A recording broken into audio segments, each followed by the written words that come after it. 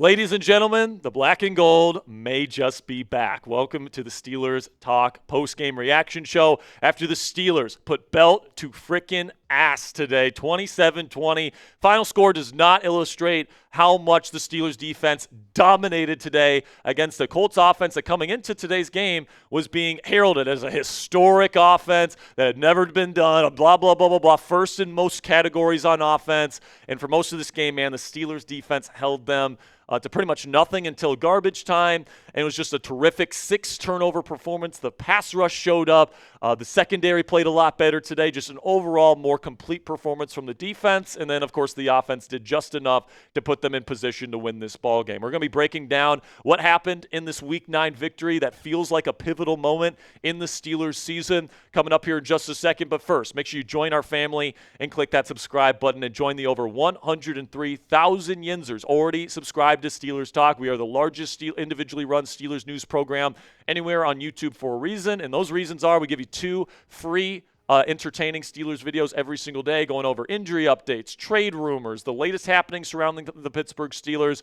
Also, we go live for every single Steelers game, and then we have our post-game reaction shows as well, just like this. So if you guys want extensive Steelers coverage all throughout the 2025 campaign, click that subscribe button, and let's break this down, man. If you would have told me going into this game that Jalen Warren only had 31 yards rushing in this game, and he would have had, I think it was -2 yards receiving, so less than 30 yards from scrimmage, I would have told you that this would have been an easy loss for the Pittsburgh Steelers. But he ended up getting 27-20, and, this is just Daniel Jones forcing him to throw the ball 50 times. I mean, you hold Jonathan Taylor to just 45 yards today on 14 carries. I mean, that is, not a very good average right there. That's the second week in a row. This Steelers run defense has shut down a top 5 running back in the National Football League. Absolutely fantastic stuff. Forced 3 interceptions on Daniel Jones. Forced even more fumbles than that. Multiple strip sacks, all that stuff, and just a fantastic performance from the Steelers defense. A huge bounce back performance from Mike Tomlin and Teryl Austin's crew today. Now, before we get into some of my game balls and my takeaways, the only major injury update that I have for you guys at this point in time is Isaac Seumalo, the left guard, had to leave the game again with that pec injury that's been bothering him. Hopefully it's not anything that's like crazy, bad and keeps him out for multiple weeks. Because we saw after he left the game, Spencer Anderson struggled at left guard. I like Spencer Anderson a lot more as a tight end than as a left guard. So hopefully Seumalo is good, and hopefully he can get back soon, but we'll certainly have to monitor his status yet again heading into Week 10 versus the Chargers. Then we get to the game balls, and we got to start with really the leader of the turnaround, because early in this game, the Colts were able to move the football. They were converting a lot of third downs and fourth downs. The Steelers defense couldn't get off the field. They had the ball. They had just converted on a 4th down and 1 faked punt. They were in the Steelers side of the field, and it looked bleak in that first quarter. But then T.J. Watt got the turnover chain, started there with a forced fumble. Steelers immediately go down and get a touchdown, and the momentum really swung at that point. So T.J. Watt gets the first game ball today because of that, and he was consistently affecting the quarterback today as well. He absolutely earned that $41 million per season price tag today. He looked every bit worth the player that he is, and it's great to see 90 lead the way in this defense yet again. But maybe the more impactful guy today was Alex Highsmith, who a lot of people in this fan base have been saying that they want to trade, and with all due respect to those people, man, I think they're batshit crazy. He was good in coverage today. He had a PBU on a big 3rd down. He got multiple very quick pressures. He had a sack. He had a forced fumble today. Alex Highsmith was incredible today. He was really good against the run today as well. Alex Highsmith, man, like this duo right here, the starting outside linebacker duo, it's as good as it gets in football. Plain and simply, they showed that today, and the Steelers are incredibly lucky to have the depth that they have at outside linebacker. But we're also really lucky to have a freaking stud in Payton Wilson at off-ball linebacker, who's really come into his own over the last few weeks. I thought he might have been the best defensive player on the Steelers in the Packer game, where he was very solid all game long. And today, he forced not 1, but 2 turnovers. All right, he's only credited with 1 interception, which came, with that one where Daniel gets pressured by Highsmith, and then he has to get rid of it. He doesn't see Wilson. He gets that interception, but also on that quick RPO, kind of get the ball out quick kind of concept, he bats the ball into the air, and Jack Sawyer makes the catch. He created both of those turnovers, man. And Payton Wilson flying all over the place. He's an incredible athlete. He's really good in coverage as well. Had a really phenomenal ball game. He deserves a game ball. Then also Jalen Ramsey for switching positions this week. I mean, he's played some safety this year, but he's played mostly corner, especially slot corner. And today he was asked to play safety full time, and he was awesome today, man. He shut down Tyler Warren in man coverage. He hit people hard when they tried to go over the middle of the field. He was terrific today for sure. Had 5 tackles in this one. He was just doing a fantastic job today at safety. Something tells me he's probably going to have to stay there with the way the defense played with him at that spot. And then Kyle Duggar, man, I mean, less than a week since he's been traded to Pittsburgh. And, the only time we really called his name is when he was making good stops in the run game. So, he held up in coverage. He did his job. Did he make any of these, crazy splash plays where he's getting interceptions or forced fumbles? No, but, the ball wasn't really around him. And sometimes that's just the way it goes in a football game. But Duggar, it really seemed like they simplified things on defense today, which allowed the group to play fast and play physical. And Duggar, I think that was a perfect game plan for a new guy like KD here to come in and just play fast and play physical and play free and not have to think too much. So kudos to Teryl Austin and Mike Tomlin for doing that, and that's who's going to get the final game ball here, man, Teryl Austin. And, this guy has been drugged through the mud over the last 2 weeks, including by people like myself, all right? This coaching staff, in my opinion, was trying to get too cute, too fancy at times. They were putting people in positions to fail, and they didn't figure out the personnel kind of puzzle, right? They put Chuck Clark out there for some reason. They were enamored by him, and I don't think it's a coincidence, guys, that the second you take Chuck Clark out, this defense immediately plays great football. I mean, just look at the last time he was inactive versus the Cleveland Browns, another dominant defensive performance happened again this week. So I think, kind of by attrition and kind of by forcing them to kind of put the right personnel out there, they finally figured it out, but they came together with a good simplified game plan today, and they deserve a lot of credit for getting this defense to play the way that they did. So who's your MVP? Let me know down there in the comments section. Who was today's MVP for your Pittsburgh Steelers? It's probably going to be a defensive player. You might have noticed I didn't give a game ball to anybody on offense. We're going to talk about that here in just a second. But this will be the pinned comment on today's show. YouTube's going to throw you an ad break here in just a couple of seconds, and we're going to tell you about a great opportunity to get a great piece of Steelers apparel. While I tell you about that opportunity, let me know who your MVP was today down there in the comments section. Now you guys can go to chatsports.com/PittWeek9 to take advantage of our deal here to get this awesome Pittsburgh Steelers rope hat. At a great price on our link, chatsports.com/PittWeek9. It's kind of similar to my hat here, even though I got the white lettering on there. This one has the gold lettering on there, but they've got the Steelers logo on the side just like I've got here. I really like the design of this type of hat, guys. So if you guys want to cash in here on this Week 9 opportunity, go chatsports.com/PittWeek9. Part of the proceeds do go back to us here at Chat Sports. So if you guys want to help us out, I really do appreciate it if you want to go get this hat at chatsports.com/PittWeek9. All right, so let's get to my takeaways here, man. First one, pass rush, it just came alive today, okay? And, over the last few weeks, the quarterbacks were getting the ball out fast, but the quick pressure rates for the Steelers just weren't there. And really, when you're paying T.J. Watt as much as you're paying him, when you're paying Alex Highsmith as much as you're paying, when you're paying Cam Hayward what you're paying him, you're expecting these guys to get quick pressures and affect the quarterback immediately, and that's what they did today. Okay, and hopefully that's going to be what we see from this pass rush the rest of the season, okay? We talked about all the guys, T.J. Watt, Alex Highsmith, both getting game balls today. I thought Cam Hayward and Keanu Benson, I could have easily given a game ball to Benson, who I think had 2 sacks today. So, everybody on this group, Derek Harmon made some nice plays as well. Had a fumble recovery. This is one of the most talented defensive line groups in the league. There's no reason for this group not to play like this every single week.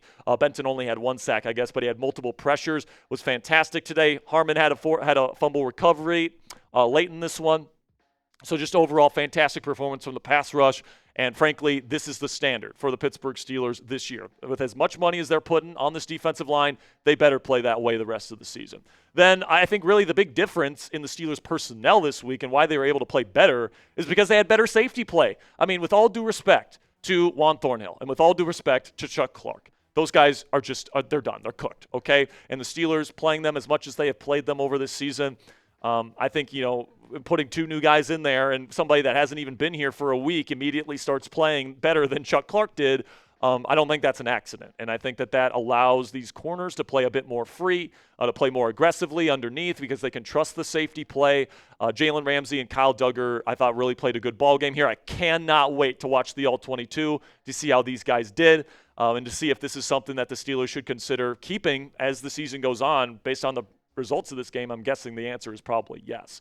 But really, what was huge for this defense, man, and what's big for this defense in general is the turnover culture is so important here in Pittsburgh. And we saw it when we beat New England on the road in Foxborough. That's a good football team, probably a playoff caliber team. Steelers beat them. Why? Because they get 5 turnovers. Why did you really beat the Colts the way that you did today? Well, you won the turnover battle 6-1. And the one turnover came on a really stupid Roman Wilson play late in the game where he tried jumping in the air after he already got a first down late in the game when they're trying to kill clock, and the guy punches it out as he gets upended. And, you just got to cut out those little mistakes there. But, if you do that, you win the turnover battle 6-0 in this game. You force 1 on special teams. You force 5 on defense. Absolutely fantastic stuff from the Pittsburgh Steelers today. Now, make sure you guys click that thumbs up icon if you haven't already to celebrate the Week 9 victory. If you're happy that this Steelers defense came to play this afternoon, make sure you click that thumbs up icon and celebrate today's win. Now, we'll finish up here our takeaways with a couple more to get to here, starting with the offense. And I thought the offense actually let Aaron Rodgers down quite a bit in this one. There was a lot of mistakes made. Now, it wasn't like penalty mistakes. It wasn't like a lot of turnover mistakes. It was a lot of not being on the same page. It was a lot of not looking for the football. It was a lot of drop passes. Like Jonnu Smith starts this game with a drop pass. It pretty much ends the drive. Then you have Darnell Washington on a 4th down and 3. Rodgers literally hit him in the chest, and he couldn't catch it because he wasn't looking for it. Roman Wilson with that stupid play at the end of the game to get the fumble and give the ball back to Indy and keep the game alive for them. Just a lot of just little mistakes. DK dropping a couple passes he should catch today. Kenny Gainwell on a 3rd down and 11. Rodgers puts it on him perfectly to cut upfield and pick up a first down. Instead, he cuts back to the inside where there's 2 Colts defenders, and he gets short and they have to punt. Like just these little mistakes, man. It was just not a great day for the offense in general. The run game didn't get going the way that we really expected to.